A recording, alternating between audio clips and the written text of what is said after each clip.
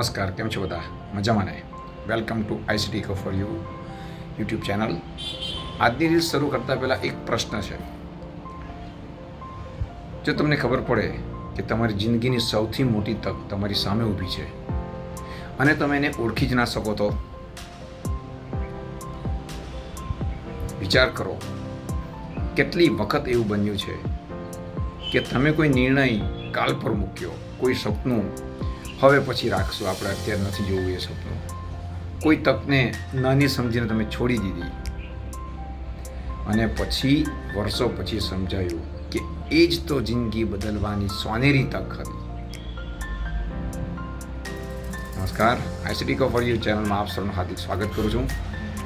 તકો દરવાજા ખખડાવીને આવતી નથી, એ ઘણીવાર મુશ્કેલીના કપડાં પહેરીને આવે છે. એક ખેડૂત હતો, દર વર્ષે વરસાદની રાહ જોતો, પણ એક વર્ષે વરસાદ મોડો પડ્યો. ગામના ઘણા લોકો બેસી રહ્યા, રાહ જોતા રહ્યા, પણ એ ખેડૂતે કંઈક અલગ કર્યું. એણે જમીનને રેડી રાખી હતી, બીજ તૈયાર રાખ્યા હતા અને જેમ વહેલો વરસાદ પડ્યો કે પહેલો વરસાદ પડ્યો, એણે વાવણી શરૂ કરી દીધી.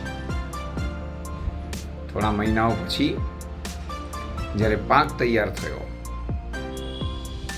ત્યારે લોકો કહેવા લાગ્યા, યાર તું તો જબરજસ્ત નસીબદાર છે, જબરી કમાણી જનક કરી દીધી હે ભાઈ, કેવું પડે. પણ કોઈ એ નથી જોયું કે વરસાદ પહેલા એણે કેટલા દિવસોની તૈયારી કરી હતી. મિત્રો, લાઈફમાં પણ આવું જ છે. લોકો સફળતા જોઈએ છે પણ તૈયારી નથી જોતા. લોકો પરિણામ જોઈએ છે પણ શાંતિથી કરેલી મહેનતને નથી જોતા.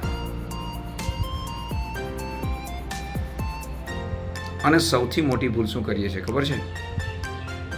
આપણે તૈયારી વગર તકને શોધીએ છીએ. તૈયારી વગર કદાપી તક નહીં મળે, જ્યારે હકીકતમાં તક પહેલાં તૈયારી કરવી જરૂરી છે. તક પહેલાં જો તૈયારી કરીને બેઠા હશો ને તો ખેડૂતની જેમ નસીબદાર જ રહેશો. કારણ કે તૈયાર માણસ માટે નાની તક પણ મોટી બની જાય છે અને તૈયારી વગરના માણસ માટે મોટી તક પણ વ્યર્થ જાય છે.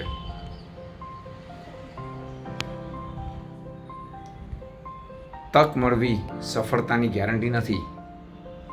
તક માટે તૈયાર રહેવું સફળતાની શરૂઆત છે. ઘણા લોકો રાહ જુએ છે, પરંતુ વિજેતા લોકો છે એ તક માટે તૈયાર રહે છે. સમય આવે ત્યારે તૈયાર રહેવું એ જ અસલ બુદ્ધિશાળી વ્યક્તિ છે. એક દિવસનો ઉત્સાહ નહીં, રોજની તૈયારી માણસને અસાધારણ બનાવે છે. Success is where preparation and opportunity meet. Bobby અનસેરનું ખૂબ સરસ વાક્ય છે કે જ્યાં તૈયારી અને તક મળે છે ત્યાં સફળતાનો જન્મ થાય છે. સ્ટેફન કૌરીએ the 7 Habits of Highly Effective પીપલની બુકની અંદર સરસ વાત લખી છે. આ પુસ્તક શીખવે છે કે સફળતા કોઈ એક ઘટના નથી, કે સારી આદતોનું, સારા માઇન્ડસેટનું પરિણામ છે. આ રીસ તો પૂરી થઈ ગઈ છે. બસ આ રીસમાં આજે આટલું જ. પણ એક સવાલ તમારી જાતને પૂછજો, જો કાલે તમારી જિંદગીની સૌથી મોટી તક તમારા દરવાજામાં આવે, દરવાજો ખખડાવે, તો શું તમે તૈયાર હશો? જો જવાબ હા નથી તો આજથી તૈયારી શરૂ કરવાની તૈયારી રાખજો. કમેન્ટમાં લખજો, હું તૈયાર રહ્યો છું. અને આઈસીટી ફોર યુ સબસ્ક્રાઈબ કરી